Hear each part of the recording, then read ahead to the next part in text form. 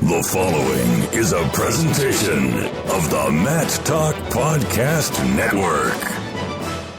These guys aren't playing around. It's time to put the books away and get in the room. It's time for Wrestling Recess. Now your hosts, Dysen Gould and Dom Deputy. PA Power Wrestling. Pennsylvania is wrestling.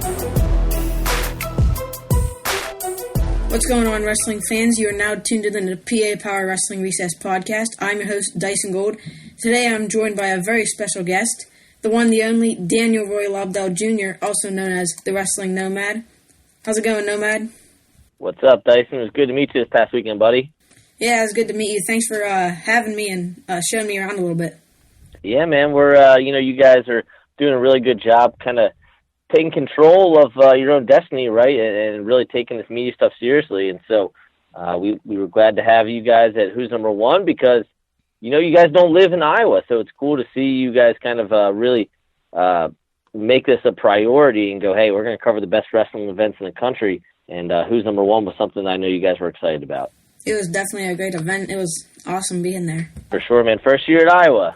Is it coming back?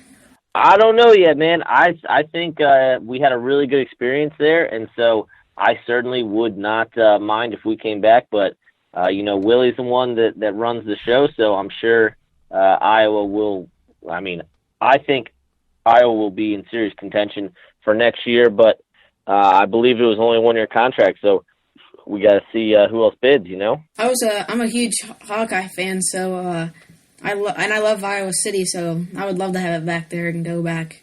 Now, are you a Young Guns kid? Are you an Iowa fan because of Jody? Yeah, I'm Young Guns kind of because Jody too, and then also Caleb Young. I'm from his hometown. Oh, that's right. You're from Punxsutawney. Yeah. All right, well, that's understandable. Caleb Young's an awesome wrestler. Yeah, great kid too.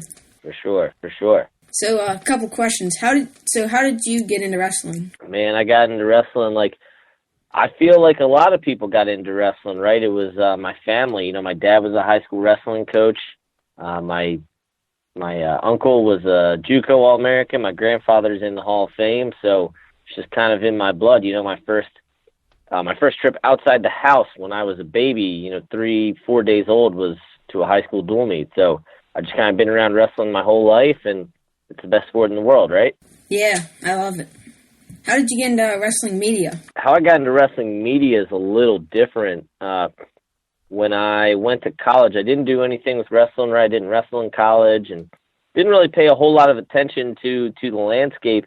And when I came back, like I said, my dad was a high school coach. So I started helping him and my brother out again, and I just kind of noticed that there was a lack of international coverage. And I'm a big fan of international wrestling, and I just thought that, we needed more of it, right? There wasn't an information problem. There was an information delivery problem. The tournaments were still happening. The guys were still going overseas and wrestling on the senior level. There just wasn't a whole lot of coverage to it, and I didn't have a Flow subscription at the time, so I didn't know about all the stuff, Bader going overseas to World Championships over and over, and Willie going over to Worlds. So I kind of developed this thing on my own, and it's ultimately what carried me to Flow because I just, again, I place such a high value on international wrestling and all the things that go along with the process of getting to wrestle in the World Championships, whether it's at the cadet, junior, or senior age level. So how exactly did you get into Flow?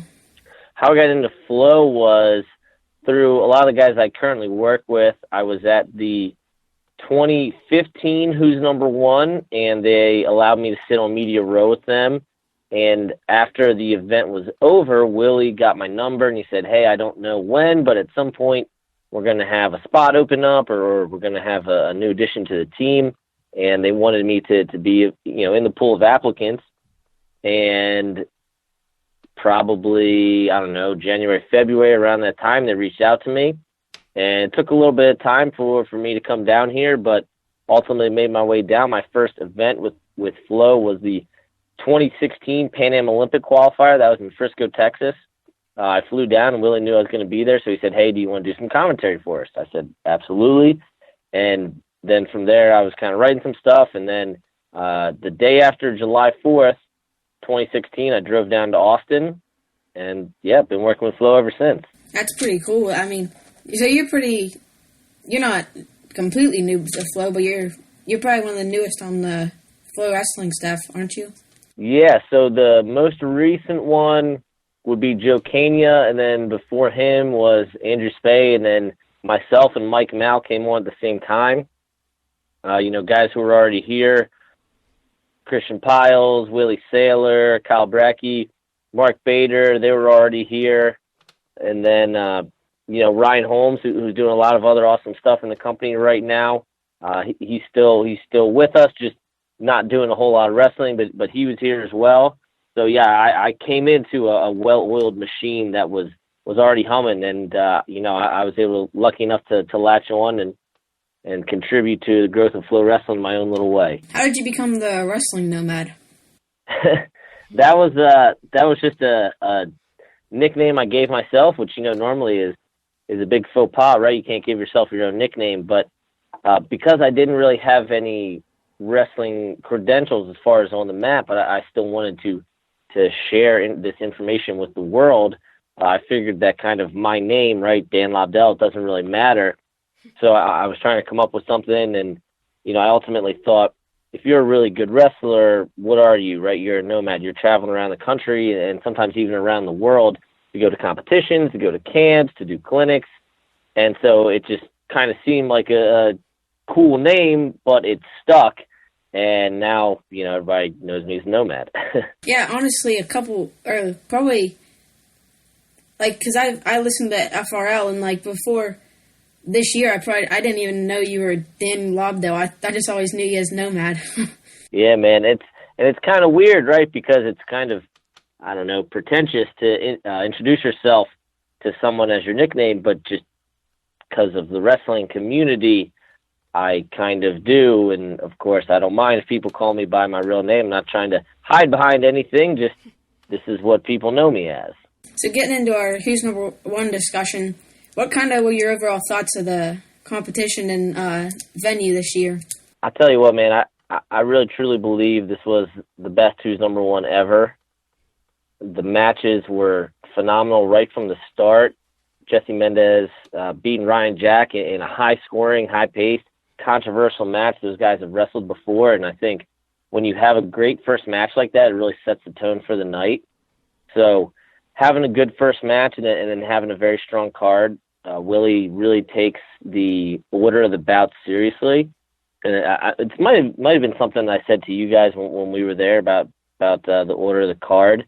But yeah, man, I really thought this was the best Who's Number One I've been to in terms of the quality of the matches, and being at Carver Hawkeye, it really turned out well. We had we're probably going to get to a little later, but we had kind of something like a green room where all the guys could hang out and watch the matches, and I really think that upped the level of it. And then the crowd at Iowa was awesome. I thought considering that it was a high school, it was all high school matches minus the Pat Downing, Nikki Rod match, that the Iowa fans really showed out. And I think if we were able to bring it back, that they would have an even bigger crowd. So yeah, my overall assessment is that best Who's Number One I've been to, and it sets the bar really high because in the past we've had excellent Who's Number Ones. I've been to, I don't know, probably 5 or 6 of them, probably 4 or 5 of them.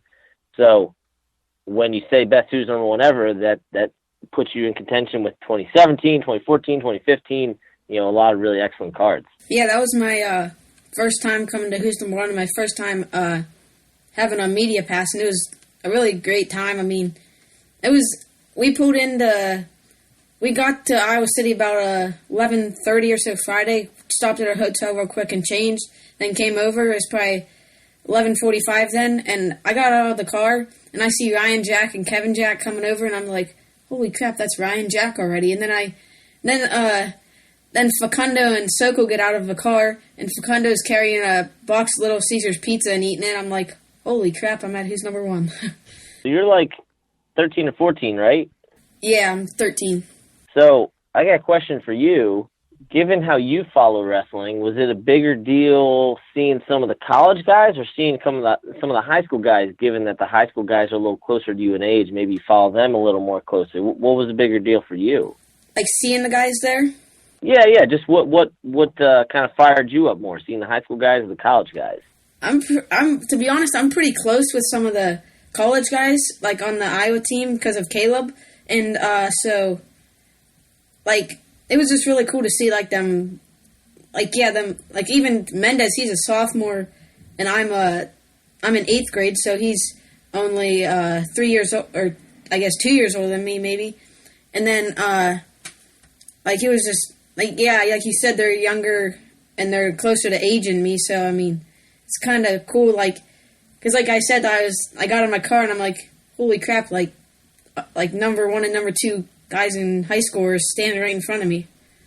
Yeah, man, it's definitely a special event, and we're lucky enough to be able to put it on. And I'm sure you're going to ask about this, but one thing that really makes Who's Number One special is the parents. And this year we had an excellent group of parents that.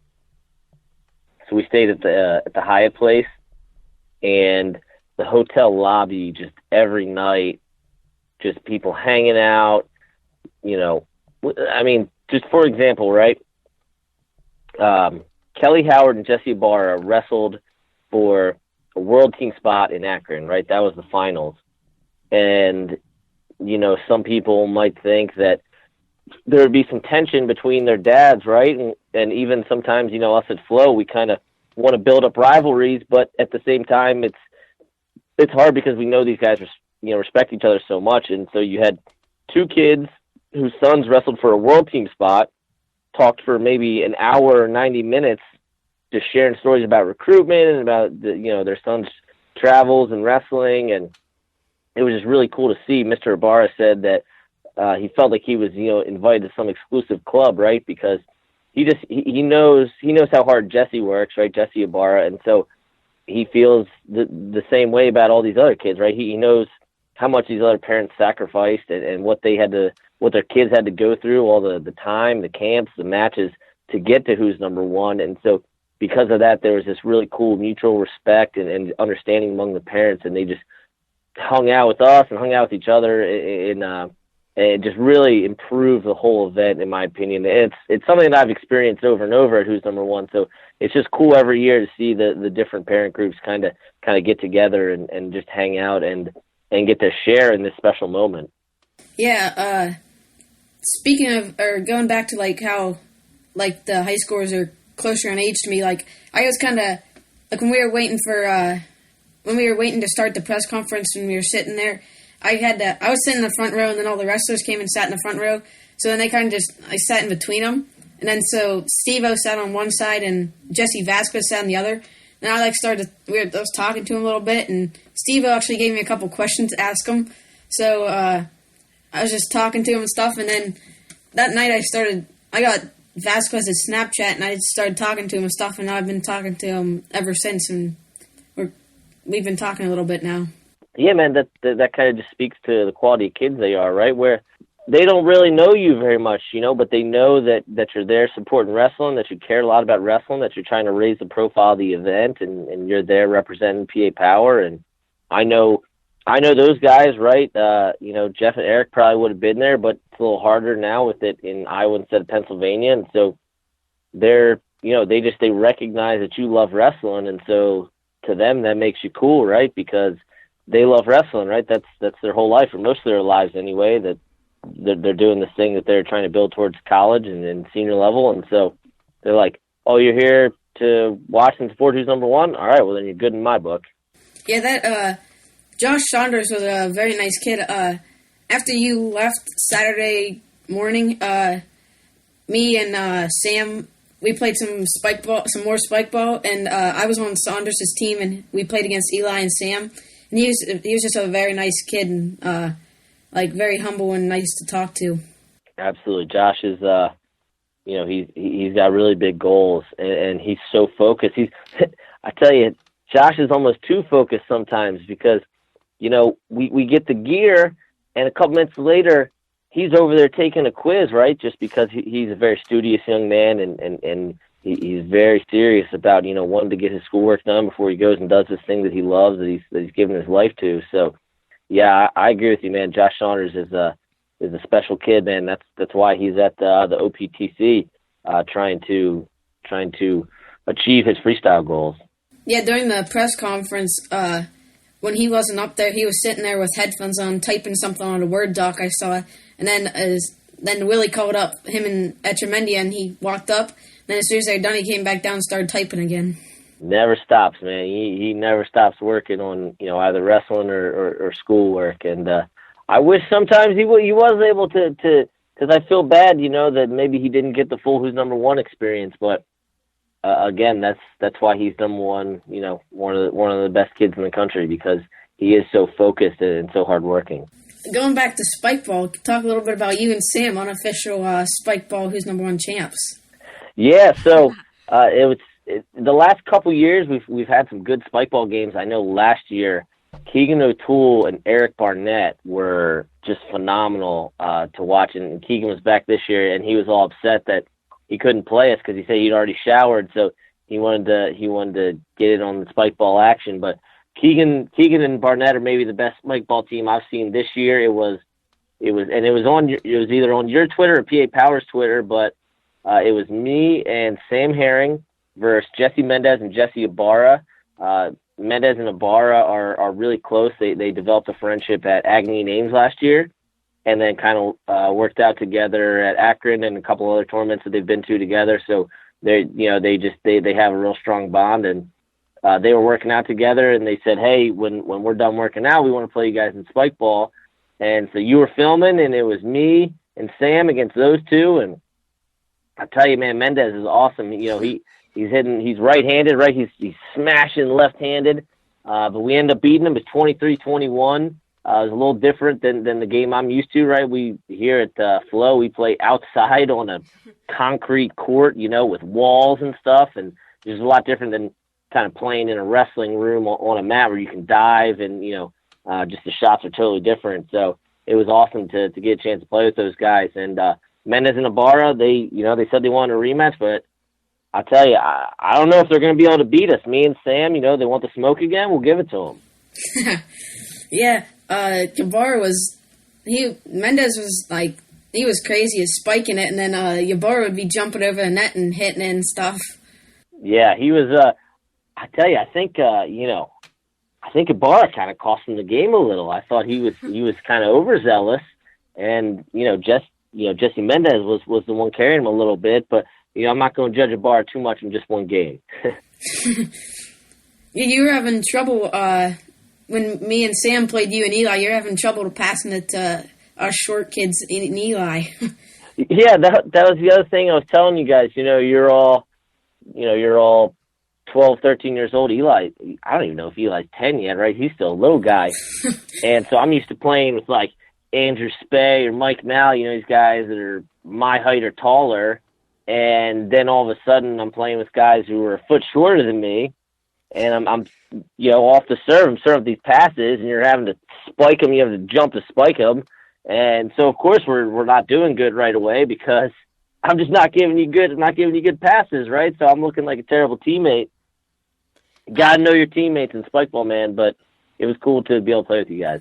Actually, you guys were doing good off the start. Eli was freaking smacking that ball off the serve and kept screwing me up. And oh yeah, you were having some trouble returning them. I gave up like 8 points off the start. You also might have spiked yourself in the face. we won't speak of that. That was funny, man. That was funny. You came back though. You rebounded well from that. Most people, they would just give up after that, but you rebounded well from that. We did. We'll get into our first match, Mendez-Jack. I really thought it definitely, like you said earlier, started the night off with some fireworks with it was a high-scoring match, and it was really fun to watch. I mean, Jack almost came out with the upset, and it's pretty, like I said, it was fun, and I really liked that match. Yeah, and we might get the rubber match this weekend. So Ryan Jack beat Mendez last year at Super 32. Mendez gets the close one this year, and then they're going to be probably the 1 and 2 seeds this weekend at Super 32, so we might get another rematch in the finals. Controversial ending. I know. So, like I was saying, in that green room, we had a hospitality room off of the ramp where the guys were entering. If you watch the full show, you could see the entrances, and there was probably 15 or 20 kids and coaches down there. And when that match happened, everybody was saying, "Oh, it's 2 Mendez, it's 2 Jack, right? That should be 2 and 2." And so everybody kind of got into it and was able to watch the stream in this hospitality room. And, Ryan Jack going to NC State, kid out of Connecticut who wrestles for Empire Wrestling Academy, one of the best clubs in the country. And Mendez, with the guys who coached Jason Surtis, right? Alex Surtis was there with him, and Vince Sessa and Bill Hawkins. So those guys have awesome coaches, and I was really happy that they were like, yeah, you know what, let's do it. Let's put on a show for these fans. And yeah, it just, I don't know, it just makes it so much easier for everybody else to put up points when the first match there's 17 on the board. Yeah, like you mentioned, that green room, it was really, because I was in there most of the time for the post-match interviews, and it was really fun because, you kind of just got to sit in there and hang out, watch the matches, and, talk to the guys, and the coaches were interacting with each other, and, the kids were interacting with each other. It was really cool. And I remember the one time during the Downey Nicky Rod match, we had a 30-second delay on that TV in there. So when we heard the crowd go crazy, and I look, and Travis Mastro was sitting right beside me, and he goes, "Someone got launched." I was like, "Yeah, someone got tossed." And 30 seconds later, we see it on our TV, and we go, "Whoa!" Yeah, it was kind of interesting because you could a little bit hear the crowd when they would go crazy because again we were kind of far off the floor, but yeah, man, to be able to be in there, I haven't had an experience like that at a wrestling event, and so that for me made it really special. Yeah, it was really cool in there. And then our next match, Dom Serrano and Shane Van Ness. I thought this was another fun one. Serrano definitely, he got out to that early lead and then ended up actually headlocking Van Ness and almost sticking him. But then Van Ness ended up getting out, and he really picked up the pace. And I think CP tweeted it and said that Van Ness is the best pace in high school wrestling, and he came back and got the tech with that high pace. Yeah, man, I tell you, I know guys, college guys who've worked out with Van Ness, and they say that he's ready for D1 right now because, Dom Serrano is a 2-time Fargo champ, an excellent wrestler going to Nebraska, and Shane Van Ness teched him. So for Van Ness to kind of, especially in freestyle, a style that he hasn't wrestled as much, for him to just kind of show that, kind of what he said in his interview, right, takedowns are takedowns, I'm excellent on my feet, and he was awesome all night, right? When you put up 16 points, it's awful hard to lose. So awesome performance by Van Ness and Serrano, a guy I'm very excited to watch it at Nebraska. So for Van Ness to do that to Serrano, next level stuff. Yeah. After his first match, he pulled out the stop sign, and then after his match against Mendez, he pulled out the American flag. And in his post-match interview, he said that the stop sign was because Dom Serrano is a 2-time Fargo champ, and he said that if he wasn't hurt, he would have won that. And then the American flag was for the cadet team trials where he lost to Mendez, and he says he would have won that if he wasn't hurt too. Yeah, he got his tooth knocked out. He flashed flashed his tooth. I mean, it was just obvious, right? And Caleb Rachi is awesome, right? So I don't want to make excuses for Van Ness and take away from what Rachi did to him, right, which is tech him in the first round. But it was just obvious that something was up with Van Ness, and ended up being that he got his tooth knocked out, and that's why he didn't go, like you were saying, that's why he didn't go to Fargo, that's why he didn't do these things. So, of course, it kind of makes sense kind of looking back when you see Van Ness missing a big old tooth and his smile that he was able to come back. So I'm glad that he was able to come back, man, because I've never had tooth knocked out. That probably sucks. Yeah. And then our next match was at 120 with the Iowa commit Jesse Ibarra over DeCason Burks, the Oklahoma State commit, 3-1. And this is another good match. Got the Iowa fans into it early, and both guys knew each other pretty well, so it was a low-scoring match, but still, both guys attacked a lot, and they both, those lightweights type of guys, and they were both going for low singles, and, like, snap downs and stuff, so it was a really fun, high-paced match, I thought. Yeah, and Barra, man, he's just so hard to take down. He has a really interesting stance that he keeps his legs back a lot. A kid out of Sunnyside. Sunnyside's had a bunch of kids go to Who's Number One, right? His teammate Anthony Etchemendia was there. Roman Bravo Young has wrestled a couple Who's Number One. So real good program out of Arizona. And I just, Ibarra, a kid who's kind of under the radar, but I mean, he might come in right away and have an impact for the Hawkeyes. Maybe not right away because they got Spencer Lee and DeSanto, so he might have the red shirt, but he might come in and have an impact for the Hawkeyes. I don't know how many people were aware of Ibarra before Saturday night, but I think a lot more people are now. Yeah, it was a really fun match, and I think it was really cool again in that green room where Spencer came in after the match and congratulated him and stuff, and I heard him say to him, like, that's only 3,000 fans. Wait till there's 13,000 fans in here. Yeah, I heard him say that too. He's like, hey, man, this crowd is nothing. And Ibarra mentioned that in his post-match, right? I believe you were doing that with us. He said that the crowd really got him hyped up, and he hadn't seen a crowd like that. And it was just cool to see that. It's something I've mentioned a bunch, but I can't talk about it enough, man. It's basically the whole Hawkeye team was there, which they obviously didn't have to be, but basically the whole Hawkeye team was there, and they were really supportive of Jesse and Patrick Kennedy, which I'm sure we'll get to later. And obviously, I talked to Spencer a little bit about it after the fact, and he said, man, we're a family here, and I know that Corey Clark and Thomas Gilman would have done the same thing for me, and so I got to support this guy who's, going to be a future Hawkeye and a lightweight and a guy who I'm excited to work with. So Spencer really taken his leadership role, his mentorship role very seriously. And, that's why Spencer Lee is the man, right? That's why the Hawkeyes love Spencer Lee, because he wants to be a leader and he wants to make sure that, he's only got 2 more years of eligibility left, right? So that once he's gone, guys like Ibarra are able to slide right in and continue where he left off. Yeah. I wonder if Ibarra will ever have to weigh in on a baggage scale and transportation to a tournament again. Oh, we got to talk about that, Dyson. What a crazy story. So, what I previously mentioned, right, Mr. Howard and Mr. Ibarra having that conversation about recruiting and all the things that their boys have went through. So it was Jesse's parents, Jesse Ibarra's parents, and they kind of flew separately, I imagine because of school or whatever, but Jesse ended up getting delayed, and he ended up spending the night in, I think, the Denver airport, and of course he's all concerned because they got to weigh in on Friday, right? The weigh-ins are Friday for the event Saturday, and he's messaging Willie, and he's like, I'm so sorry, and, Willie's like, hey, we'll get it taken care of, and Jesse's like, hey, like, I'm not trying to, whatever, like cheat anybody, like I'll weigh in right here. And he sends Willie this video, and it's him he goes in on a baggage scale, and he talks about it.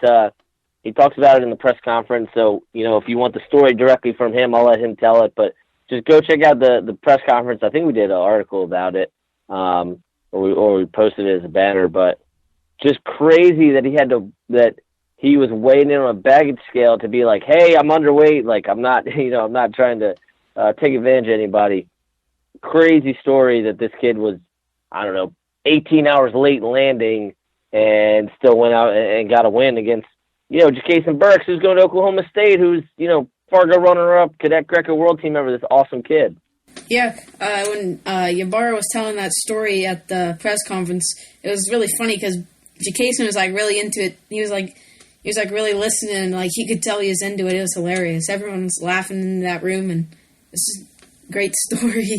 Yeah, it was awesome. So, glad that Jesse finally made it, but it was touch and go there for a little bit. I remember on my way out, I saw the video, and I retweeted and I said he was a pound and a half under. He was good. Yeah, right. He was way under. Our next match was at 113 with Richard Figueroa and Steve-O Poland. And Richard Figueroa came out with the win. And Figueroa is his second appearance at Who's Number One. He's 2-0. If he comes back next year, like you mentioned to him in the post-match interview, you said that if he comes back, first time it ever happened, if he wins and goes 3-0, that'd be pretty sweet. Yeah, man, it's never happened before. We've never had a guy go 3-0, and for Figueroa to take out Steve-O in this. Steve-O is a Super 32 champ, a cadet world team member. I mean, New York State champ. Just Steve-O was ranked number 1 at 106 before moving up, and Richie just turned him and was able to take him down. And I just, Richie Figs. He's got star potential. I did an article Saturday morning based on the photos that our photographer Justin Hawk took on Friday. And, those photos were the workout and the gear reveal and, from the being outside the press conference. And part of being a superstar is kind of knowing where the camera is.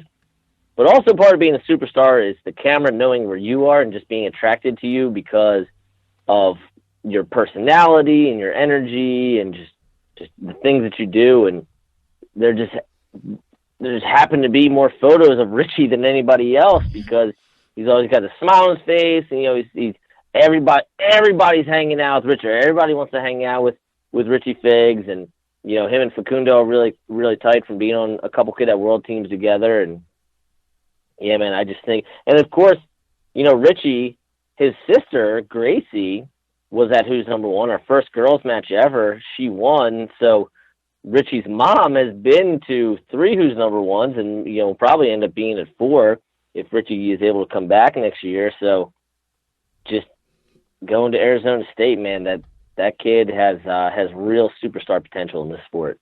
Yeah, he was really fun to talk to as well in that post-match interview. It was pretty funny and seems like a great kid. Next match was at 145 with Victor Voinovich and Jesse Vasquez. And man, is Victor Voinovich tough on top. That was unbelievable. And Vasquez took an early lead in the first period, 4-1, and then Vasquez took down, and Voinovich said in the press conference, "Take down, shame on you," and he freaking got on top, put legs in, and ripped his arms off. It was pretty fun to watch. It was just such a crazy match, man, right? Because, Vasquez comes out and he takes him down, right? He gets that throw by, and then, of course, Vic is able to get out, and then, Jesse scores again, this time off of Vic's shot. And so early on, right, you're watching the first period, you're like, man, this is going to be all Vasquez. And then, like you were saying, Voinovich says, why would you choose down against me? That's my best position. And Victor Voinovich, right, still uncommitted. So if you're a college coach, you got to be psyched about that. I mean, there have only been 3 pins in Who's Number One history, and one of them, not that it wasn't a real pin, but just when Trent Hidley pinned Julian Ramirez, it was in overtime, and the way they landed, Julian landed on his back, and so he ended up getting pinned. But it's really been the Sasso pin against Artelona, and then Voinovich pinning Vasquez. So, we've had this event for 7 years. We've had, 70, 80, 90 matches, and we've only really had 2 real pins, and Victor Voinovich is one of them. Yeah, and shout out to the Compound View Strength Facility, and it's one of I actually train there, and I actually train at the one in Johnstown, and Vic's parents own the one in Cleveland, and he actually stated that in the press conference that it helps him with his grip strength and everything. He said he loves it, and the one in Johnstown I go to, I said it is it's it's really fun, and it's a great workout place, and it's kind of cool because it's just pretty much all kids, and it's get a good workout in, and then sometimes I'll go there and then I'll head right over to Young Guns, so it's a good combo. Well, I tell you, Young Guns has had a bunch of kids, and who's number one, and like you were saying, the compound really helping you out. So, you know, as a young wrestler, it's got to make you feel good that you see these results from these guys and go, all right, well, you know, if I want to be on their level, I'm doing the right things here. You know, I'm putting myself in the right position. Voinovich, so he goes to Brecksville. Aaron Acid being one of his coaches, and Todd Haverdale there as well. So, you know, Victor has excellent coaches, and he's just a great kid, man. And it was cool. I was talking to his dad, right, Mr. Voinovich and Mr. Gallagher, and they were saying, you know, they've known each other since, I don't know, their guys were in third grade or even before that. So they said it was really cool to get to experience that together, that, you know, their boys kind of grew up together, being the same age and wrestling and all the same things, right? Because they're from, I don't know, 20 minutes apart from each other, and that they got to go to Who's Number One together. And obviously, Patty didn't win, which I'm sure we're going to get to in a little bit, but them being able to experience that was something really special for them. Our next match was Josh Saunders and Anthony Etchemendia, and it's really cool to watch Anthony Etchemendia in person. He was really good. I mean, unbelievable. He walked out there and attacked Josh Saunders. I mean, fairly quick. I mean, he has a beautiful blast double leg. That thing is unbelievable. And I mean, Josh Saunders isn't a nobody. I mean, he's, like you said earlier, he's very good and world teamer, and he went out there and Etchemendia really showed that he's very good. Yeah, it was really important. So this was unlike basically any other match we've had in Who's Number One, because Etchemendia is no longer in high school, and it was just something that Willie really put a priority on, because we only got to see Anthony Etchemendia for, you know, if you were in Arizona, you got to see him for the second semester, and he won a state title for Sunnyside, and then he won Fargo, and until he signed with Iowa State, we weren't sure what he's going to do. He mentioned wrestling for Army WCAP, but it was really important for Willie to kind of keep this guy in the public consciousness, because he's amazing, and he has this amazing story. He comes from Cuba, and he had to, you know, spent, I think 90 days in Guatemala, and then he ends up at the Olympic Training Center, and then, you know, he gets to Sunnyside, and, you know, Saunders is not really going to do high school at all this year. He's going to be at Super League 2 this weekend, but he's not really doing a whole lot of high school stuff. He's kind of focusing on freestyle, so it kind of allowed for that match to happen. But Etchemendia is phenomenal. I can't wait to watch him for the Cyclones. I think he could be an All-American if he has any remote top-bottom skills, but the kid is, I mean, he's the whole package, right? Yeah. Do you have any idea on when he'll enroll at Iowa State and start wrestling there? Hopefully this year. Hopefully soon. I would love to see it this year, but if not, I would imagine it would be next season. Not only did Etchemendia wrestle a very tough kid in Tech Fallum on Saturday, but he took his SATs Saturday morning. Yeah, I don't know how many people know that. He was taking his SAT, so he signed with Iowa State, but he's still got to go through some of the parts of the process. And despite taking, I don't know, SATs probably takes 4 or 5 hours to do, he was still able to tech one of the best kids in the country. Our next match was Sonny Santiago and Travis Mastro. This is a very fun and offensive match. It was two explosive wrestlers. When I was watching, they're both really looking for, kind of like Ybarra and Burks here, really looking for like low singles and ankle picks and stuff like that, and low doubles.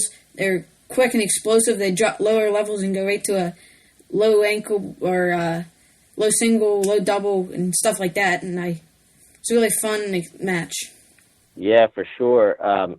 Sonny Santiago, a guy who missed so much time, and I don't know how much. I don't know if you were in that interview or not, but he was just very emotional afterwards because he just kind of kept saying, if I was never injured, I would have been here before. I would have done all these things. I would have won, Ironman, who's number one, and all these things. And you could just tell that he'd been through a lot. And so for him to be able to come back successfully from a very serious injury Travis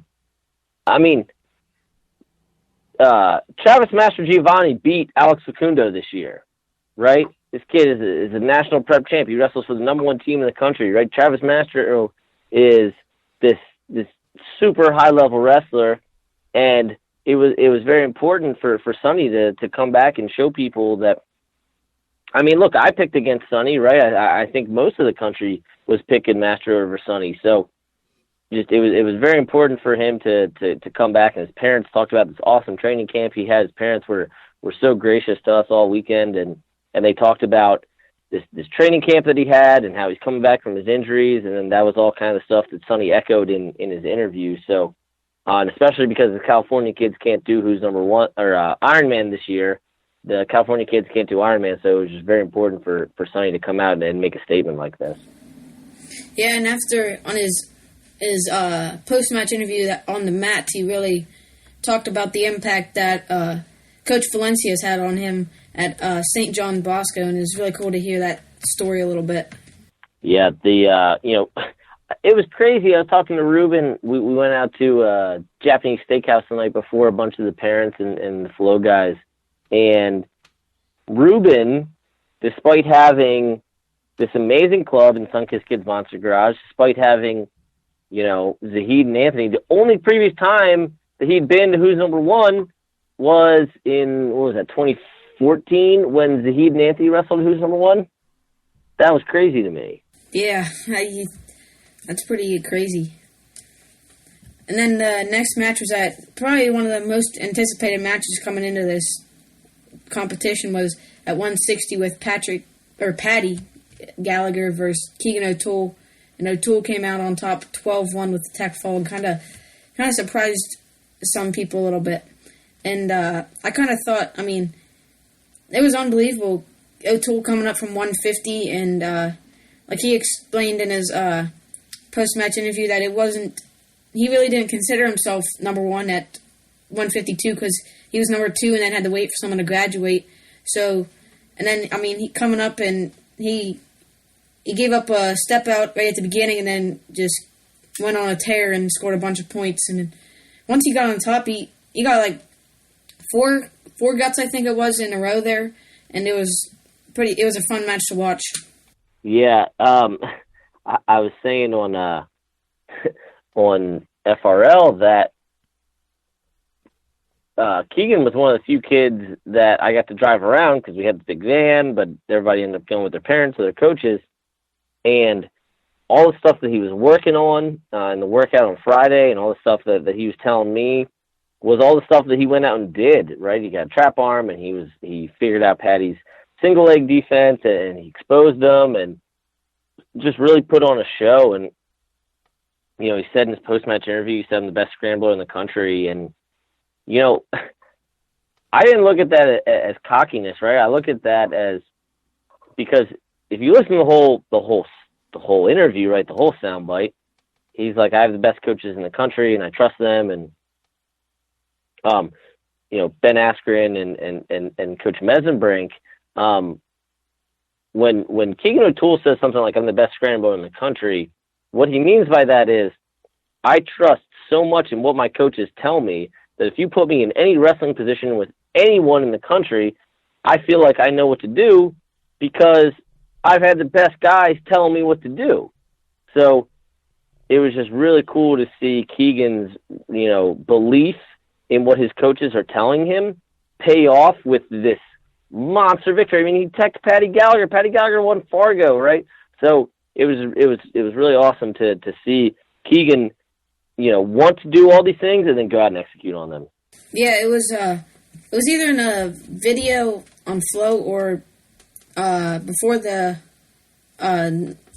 matches. Who's Number One? Mike Mann was talking about, and I saw a video too how he was showing that Keegan O'Toole was working on Patty Gallagher's leg defense with someone having it shelved up, and then he kind of has to, like, kick out. And then he also talked about, in his interview after the match, he talked about how he's been working on that movie hit there to end it at the end. He's been working at the whole freestyle season and finally got a chance to hit it, and he was excited he got a chance to hit it, and he was been working on it the whole freestyle season with Ben Askren. Yeah, and another thing, the one defense, he called it the turtle shell defense, where he kind of kept his elbows tight to his body, and Patty was in rear stand trying to take him down. He said, like, that's something that they work on a ton as well. Our next match was at 126 with Robbie Howard and Trevor Mastro Giovanni. These two both from New Jersey. Howard from Bergen and Mastro from Blair. So it was kind of a little bit of a rivalry. And I think I heard him say that they've wrestled 8 or 9 times throughout the years, which that is just crazy. And a couple things I took away from this match was, I mean, they're both very quick and explosive wrestlers, and they both went out at it that first period, and then a pace kind of slowed down a little bit in the second, and Howard was able to hold off Mastro and not let him get to his legs to come out with the win. Yeah, and that's something that they kind of talked about. They said that again, you talk about game plans, that everything that Robbie had trained for was really what Trevor showed them. And, part of that comes with familiarity. Like you were saying, 8 times they had wrestled before this, and that's, from the time they were, 5 or 6 years old. So it was really interesting to because you're like, well, what's going to happen here? Because they've wrestled all these times before, and Robbie was telling me that every time they wrestled had been different. And then, I don't know if you guys saw this, but Dave Mastrogiovanni and Kelly Howard, the dads, did a face-off beforehand along with the kids. So they were kind of playing into it, right? And I don't know, it's a rivalry, but it's friendly, but they don't like each other, but they like each other, and they respect each other. And, it's wrestling, right? You want to beat the crap out of the guy that lines up across from you. So that's kind of how it goes when you have, 2 high-level kids like this. Yeah, I think that's kind of what Robbie said in the press conference. He said that it's kind of like wrestling your friend from your school or something. He said, like, they're friends off the mat, and then when they get on the mat, they fight until the match is over. And then I saw that after the match, like, Trevor tried to throw Robbie, and Robbie, like, landed on the mic, and then they kind of, like, helped each other up and, like said something to each other, and, like, so he kind of showed some good, like, friendship there. So, I mean, it's kind of hard to not have a friendship when you've wrestled each other 8 times. Well, it's that respect, right? Robbie knows what Trevor went through to get to who's number 1, and Trevor knows what Robbie went through to get to who's number 1, and they're at 2 of the best programs in the country, and their dads have and their parents, the parents, not just the dads, but their parents have taken them all over the country, and, in Robbie's case, all over the world. And so there's only so much you can hate someone when you have this deep respect for what they've gone through to be able to line up against you, and you have to take them seriously, right? Who's number 1? You have to take the match seriously. It's the number 1, number 2 guy in the country. You got to prepare for it for weeks. Yeah. And then our next match was at 138 between Bo Bartlett, the one and only Pennsylvania guy from Wyoming Seminary, and then versus Ryan Sokol. And this was a pretty fun match. I mean, it was a lot of scrambling going on, and Sokol even hit a backflip there, and that was nuts. And then Bartlett was able to hold him off there, and Bartlett really was able to get to his attacks. And after the match, I asked him if it was he got to his attacks very early, and I asked him if that was because he was excited or what, and he said, yeah, I was just really happy to be here, and he was, like, smiling and stuff, and when he was running out, I saw a picture of him just with a huge grin on his face, and it was pretty cool to see that. Yeah, I spent a lot of time with his dad that night, and, it's really important for Bo to enjoy every second of this, and I don't know specifically where that comes from. I know a lot of it comes from his dad, but just, you only get so many opportunities to do this and to really wrestle at a super high level. And so for Bo, it's really important to kind of take each moment as it comes and just, this is who's number one. I'm going to enjoy the most of it, right? Then he's going to be at Iron Man, and then, on down the line on seminary schedule. As for the backflip, man, Sokol is one of the best athletes, maybe, top 2 or 3 athletes that were in that room, in that gym on Saturday night.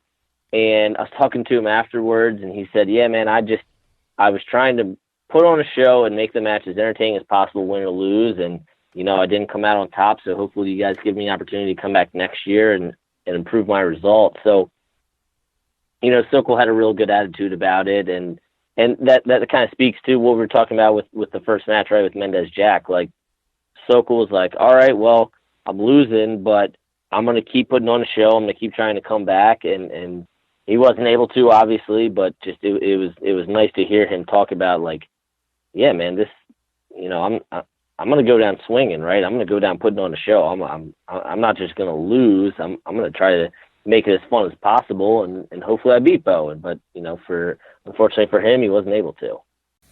Yeah, it was the former Iowa commit. It was kind of cool to see the fans cheering for him and cheering pretty loud for him when he came out of the tunnel, and it was kind of cool to see that instead of him getting booed and stuff. I mean, so I'd rather him be cheered for instead of get booed, so that was good to see. Yeah, and I think, he's still going to take an official visit there, and I think a lot of those fans still want him to come there, so it's going to be interesting to see how it ends up playing out, but I don't think the Iowa fans really had any ill will towards Sokol, even though he decommitted. And then our next match at 170 between Alex Facundo and the Iowa commit, Pat Kennedy. This one was unbelievable, by far my favorite match, and I get chills just thinking about it. That crowd was so loud, it was unbelievable. I was just sitting up there in press row, and I was like, man, this is like unbelievable. And it was crazy how like that. It was loud the whole match, and then that one time in the third period, Facundo was a little bit slow to get back, and the crowd just went nuts. It was unbelievable. And Paul, or like a couple of the Iowa guys, like Paul Glenn, Caleb Young, Kemmer, Teasdale, Murin, and Marinelli were all sitting like right in front of me. And after the match, they all went nuts, and I ran up to him, and Marinelli was going nuts, and it was awesome. And like before the match, I was back interviewing Downey, but my dad said that when I came out, he said that right when the match started, Marinelli started a "Let's Go Hawks" chant, and it was really cool to be there. And like Spencer said earlier to Yabara, he said that that's only 3,000 fans. Wait till there's 10,000. I can't wait to go to one of the home duels this year with like Penn State or Oklahoma State or Ohio State with 10,000, 13,000 people there. That's going to be crazy. Yeah, it's going to be nuts, man. And I think, again, Marinelli takes his mentorship role really seriously, and I think Patrick Kennedy will eventually be the 165 that replaces Alex Marinelli when the Bull graduates. So, and man, you talk about Patrick Kennedy, his ankle pick is so phenomenal, but then Facundo is so good defensively. I talked about this in FRL. Four different levels of his finish. Dysen, if you did this in a wrestling match, your coaches would go nuts to go low level to shelf to treetop, then to the horseshoe finish. They would go absolutely insane that you went through all these progressions to finish a single leg. Yeah, that was unbelievable. I mean, Facundo's defense is unbelievable. And then like you said, Kennedy's High ankle level, picks. so high level. Yeah, and Kennedy's, like you said, his ankle picks are just phenomenal as well. So, like, a couple of times, I didn't really catch it when I was watching it live, but I've watched it probably again on my phone like 3 or 4 times now because, like I said, it was my favorite match. So, and every time I catch something new, and a couple of times I've seen, like, the one ankle pick he hit was just so smooth. Like, he went, like, really, really low and kind of just, like, caught it and took him, like, right to his... Well, actually, he didn't go to his butt. Facundo, like, went right into a split, and that was just unbelievable. Crazy stuff, man. Then the last match to end the night was Jesse Mendez and Shane Van Ness to finish off the 4-man bracket at 132. This was a fun one, pretty high scoring. I believe Mendez got out to it was back and forth, wasn't it? Yeah, I mean, that was maybe the best match of the night. It ended up being 10-9 Van Ness. And when you're looking for a closer, right, you want a match like that to close out the night that's back and forth and high-paced and kind of comeback, and then, you know, who's going to win at the end. That's exactly what you want out of your main event. Yeah, there was Mendez tried to toss Van Ness on the edge, and got the crowd fired up. And that was pretty wild. Cool. That was unbelievable. So daring of him to do that. Just let it fly. He had, if I remember correctly, I'm pretty sure he just had like double overs and just let it fly and tried to toss them. They just ripped it, man. They both like landed on their heads too. It was unbelievable. Yeah. It was then also I vote Jesse Mendez's a song for the first match as best walkout song. Jesse's Girl. It was a pretty good walkout song. And I heard it so much because during walkthroughs they're using the first match, right? Because it's just the easiest thing to do. So I heard it probably 15 times that day. I listened to it a bunch of times on the way home too in the car ride. So we got Super 32 coming up this weekend. We could see Mendez Jack again, like you mentioned earlier. That'll be a fun one. I'll definitely be watching that one. That'll be exciting. Who do you have in that one for folk style if they wrestle again this weekend? Well, I had Ryan Jack. You know, I think Ryan Jack's a little bit better in folk style right now. But literally during the podcast, as we're recording this, Dyson, Willie's tweeting out that Ryan Jack's injured and he can't do it. No. He can't go. He apparently hurt himself in practice. No way. Oh, jeez. Yeah, it's tough. Goodness, I was really excited. I really wanted to see that match. I know, everybody was excited to see that match. They've had 2 matches. They've both been awesome. Yeah, there really wasn't, because obviously there isn't many Here's No One competitors going right to Super 32 this weekend right after, but those were like 2 of the very few that are going, and I really wanted to, again, I'm saying I really wanted to see that again for the second week in a row, but this is the first time I didn't see Willie's tweet about that. Yeah, I mean, like I said, it was during this, so you're locked in, you're focused. You want to make a good podcast, so I understand why you missed it. So, anything else, Super 32-wise or anything? That's all I got. Super 32, just, make sure you guys are checking out our previews. I don't know when you're going to post this. Probably by the time you do, I'll have my middleweight preview out. Willie's lightweight previews out, so make sure you're checking those. We'll have brackets on Flow Arena. We'll, of course, have Super 32 live all weekend. Girls division is going to be awesome. Probably, a big uptick both in terms of the number of girls who are wrestling and the number of ranked girls who are wrestling.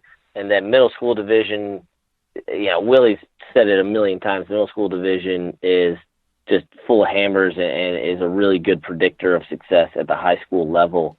So in addition to all the awesome high school stuff going on, you're going to have girls division kicking butt and middle school division kicking butt as well. Yeah, I got one shout out. Mason Gibson is 8th grader wrestling at 106, and he'll definitely, because I practice with him every week, and he'll definitely be coming down to make some noise at high school 106 and 8th grader. He's a very tough kid, and I think it'll be fun to watch him. Mason Gibson is a hammer this year for sure. Yeah, number 1 on the junior high big board. Well, thanks for coming on with me, Nomad. It was really fun talking with you.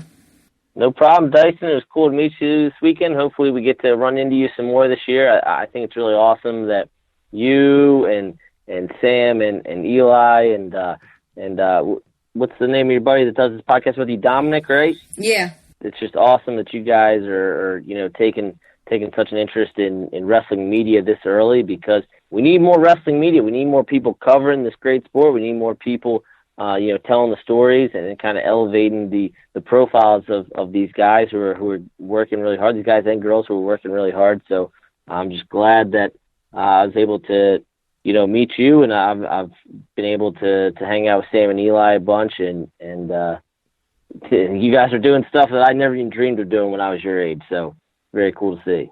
Thank you. And again, thanks for coming on, and see ya. Later, man.